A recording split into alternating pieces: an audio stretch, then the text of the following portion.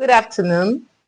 In celebration of the 45th year anniversary of the University of Port Harcourt Teaching Hospital, we're at the house of one of the founding fathers of the medicine department. He's retired, so we are here to visit him and get a word from him on his experience in UPTH. Prof, good afternoon, sir. Good afternoon. You're welcome. Thank you very much, sir.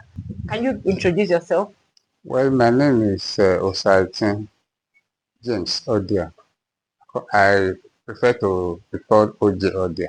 I am a retired professor of medicine. I've been consultant physician, cardiologist at the University of Port Harcourt Teaching Hospital. Thank you, Prof. So, can you tell us your years of service? How long did you serve in the University of Port Harcourt Teaching Hospital? Well, I served for many years, about 37 years. Wow. I came in 1984. I retired in 2021. And all these years uninterrupted, I worked for the teaching hospital Wow. and also for the university. Wow, that's a good one. 37 years. Wow, 37 years. If you look at someone that is 37 years, is quite an adult that is already settled in. So you would like you to briefly share your experience. What was it like when you started, the past and the present, and what you think of the future? Are we going to be successful? Having stayed thus far, 37 years, you just retired, and I've been seeing you in the hospital from time to time for our program. So we'd like you to share your experience, sir. Well, I came in 1984, and I met two people in the Department of Medicine. They were Doctors Aneke. Fortunately, I don't know his first. I can't remember his first name. Dr. Aneke and Dr. Daniel Ene. They came before me, but that about the same time in 1984. And we started the Department of Medicine. Before then, there was a designated Department of Medicine, which was headed by a psychiatrist known as Dr. Eugene Uzogara. And the department started with the hospital in the 60-bed facility in Emoha.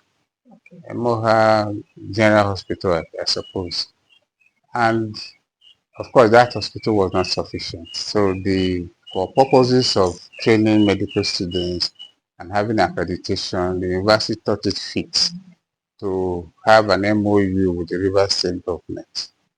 And that MOU made us to move to the General Hospital, which is in town, Hospital Road in town.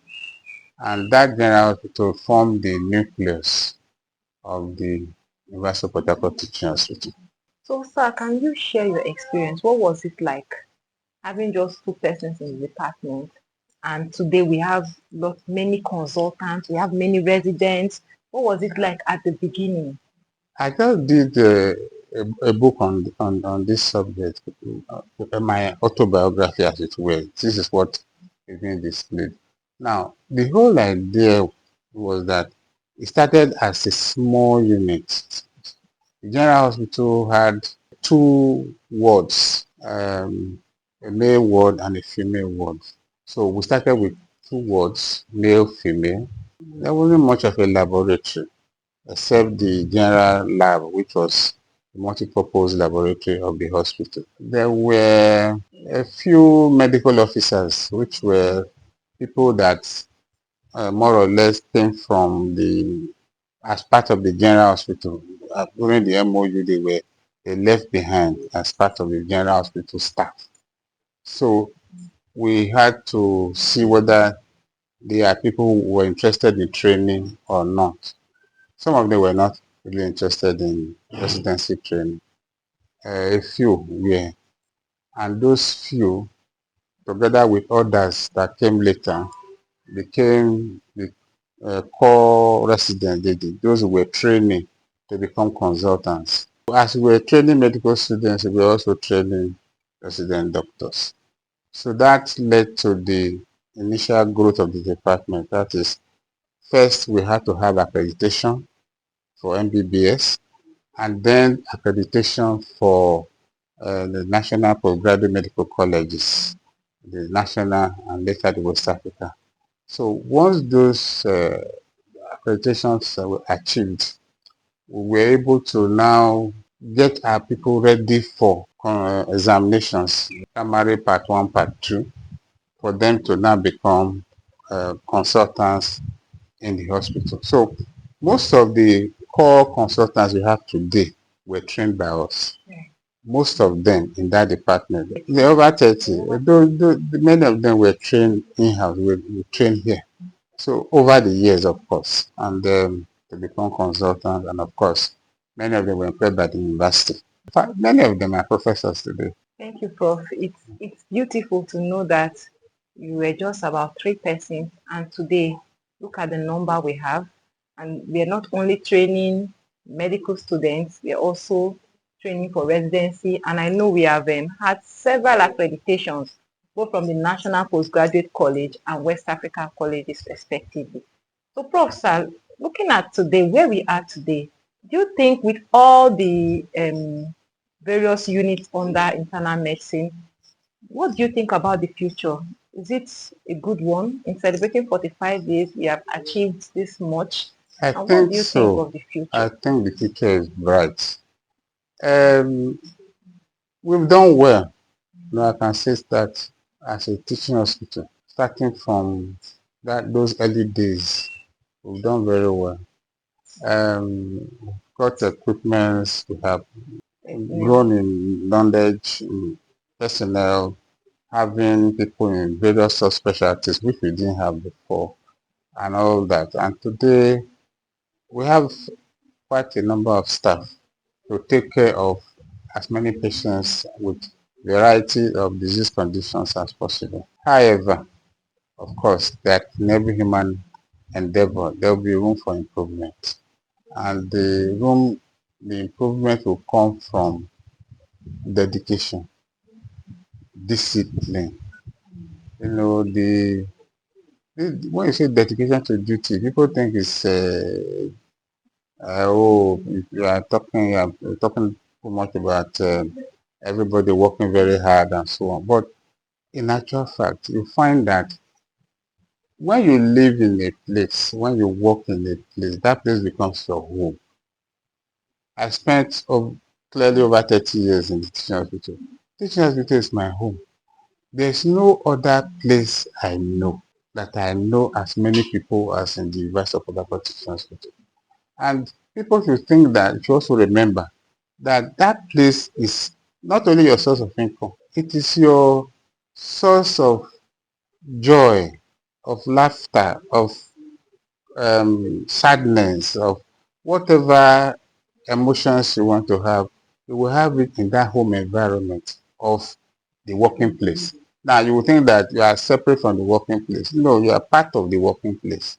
And by the time you work there and spend so many years, there will be no doubt that you will leave something behind. And when you do, you'll be glad you did, if it's positive. But if it is not so positive, it will be clear for everyone to see. So you are not doing anybody a favor by doing the best in a place. You are doing yourself a favor. Now, if I'm ill today, the first people I will call are those I trained because there is no other person to call. If I'm ill, I cannot treat myself. Those that I looked after, those that I trained, those that I mentored are the first I will call, and they'll be the first to answer me. So, I'm just saying, for those who are coming up, dedication. That you are doing, the work you are doing is actually for yourself and not for somebody else. Some people say, this is your father's job. Of course, your father's job. Because if you don't put your best, you cannot expect the best from the place. And if you have to go there for any reason, either your relations are ill or you are ill, this type of reception you get is the type of reception you left behind. If you were not so good, people will not receive you well.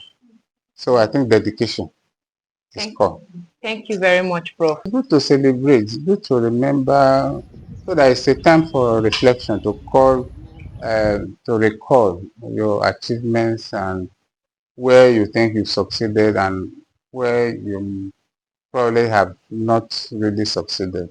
Because we cannot say we have been first class all through. The areas we've done very well. The areas we have not done so well. So we look at those areas and say, how do we make it better? This hospital is potentially great. Like, emphasis on potential because somebody has to make that potential active.